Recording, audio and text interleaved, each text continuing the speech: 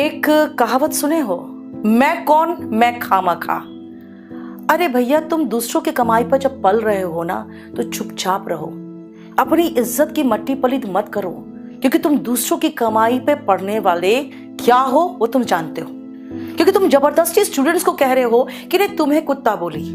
भैया, मैं स्टूडेंट को नहीं बोली, और अगर मैंने बोला है तुम अपने बाप की औलाद हो तो वो कटिंग निकाल के दिखाओ जहां पर मैंने स्टूडेंट को कुत्ता बोला है। हिंदी भी नहीं आती, तुम्हारी इंग्लिश तो खराब है मुझे पता है, हिंदी तो सही कर लो। हुलकाया हुआ कुत्ता शिकार नहीं करता का मतलब समझ लो।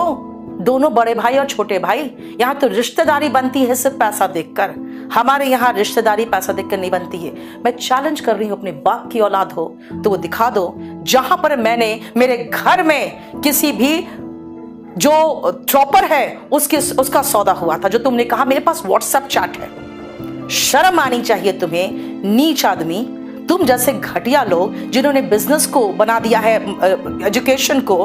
तुम हमारे यहाँ पे रीजनिंग पढ़ा रहे थे और हमारे यहाँ से तुम उस कमीने के यहाँ गए थे जिन्होंने भारे इंस्टीट्यूट में एक महिला पर बाउंसर से हमला करवाया था। उस नीच आदमी के पास तुम भाग के कहते मेरे यहाँ के रनिंग बैचेस को छोड़कर, सारे बच्चों को मंझधार में छोड़कर, तुम्हें बैचेस को, रनिंग बैचेस को बीच में छोड़ने के 2.5 लाख रुपए मिले थे। तुम भूल गए, तुम बच्चों के हमदर्द बन रहे हो।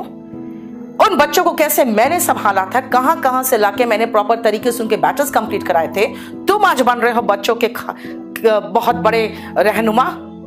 अरे तुम खुद दूसरों की कमाई पर पल रहे हो। तुम्हारा रीजनिंग यहाँ पर 10 साल से तुम घिस रहे हो मुखर्जी नगर में। तुम्हारे पास कभी 20 बच्चे नहीं जुटे।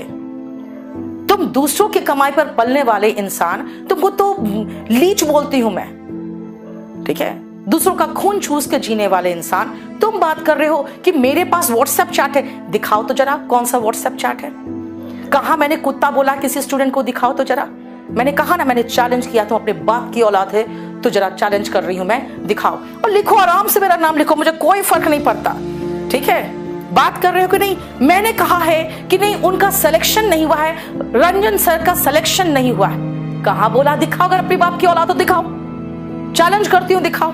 मैं तो ये कह रही हूं भैया, जो 2019 का सिलेक्टेड है उसने इतना बड़ा कैसे सिलेक्शन दे दिया कि सारे पुलिस स्टेशन में उन्हीं के सब इंस्पेक्टर, सारे डिपार्टमेंट उन्हीं के कस्टम इंस्पेक्टर। कहां से आ गया भाई? जो 1 साल पहले जो खुद सिलेक्शन दिया है, अभी 2020 का ना रिजल्ट निकला है, वो 2019 के ही ना है। हाँ, मेरा ही बुक पढ़ के 50 में 50 लाया ना। जिससे मैथ्स पढ़ा उसको भी बदनाम करे। अरे उसने तो तुम्हें कुछ नहीं बोला था, सबसे पहले उसी को गालियां देकर तुम फेमस होना शुरू हुए। मतलब तुम्हारा क्या है ना, गाली दो।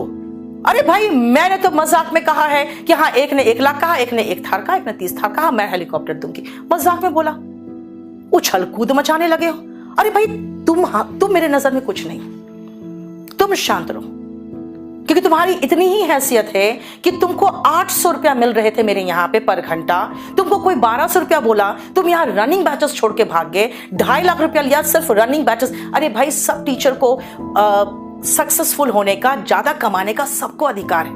मैं सिर्फ एक चीज सब टीचर से कहती हूँ, सर, कामयाब होने का, ज्यादा तरक्की कमाने का, ज्यादा कमाने का सबको अधिकार है, लेकिन बच्चों को बीच मंझधार मत छोड़िए। क्योंकि बच्चा जब दिल्ली आता है तो कहां कहां से पैसे जुगाड़ करके आता है, आप समझिए।